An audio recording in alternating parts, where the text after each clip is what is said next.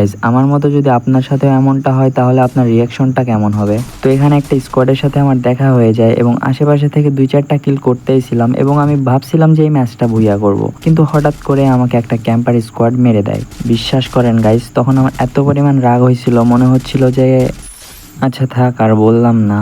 আচ্ছা তো চলেন পুরো বিষয়টা আপনাদের কাছে এক্সপ্লেন করি। তো এখানে একটা কিল করে আমি সামনের দিকে যাচ্ছিলাম, কারণ আমার টিমমেট মরে গেছিল যাকে রিভাইভ করা লাগবে, এবং সামনে একটা প্লেয়ার দেখে আমি সাথে সাথে তাকে একটা ওয়ান ট্যাপ দিয়ে দিই। এবং সেই প্লেয়ারটা ছিল একটা মেয়ে, যেটা আপনারা তার নাম দেখলে বুঝতে পারবেন। এবং সেই মেয়ে হওয়ায় আমি ভাবলাম যে তাকে একটু ইমোট দেখানো যাক, কিন্তু ইমোট দেখানোটা হয়তো বা ভুল ছিল, যার কারণে তার টিমমেট আমাকে মেরে দেয়।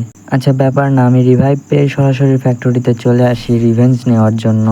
এসেই প্রথমে একটা, দুইটা, তিনটা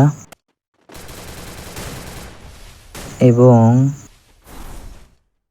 4টা কিল করে পুরা টিমটাকে ওয়াইপ করে দিই।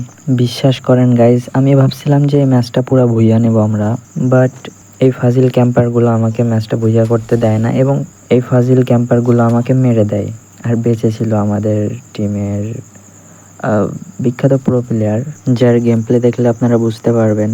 আর সামনে কিন্তু পুরো একটা স্কোয়াড আছে, তার রাশ করার স্টাইলটা জাস্ট দেখেন।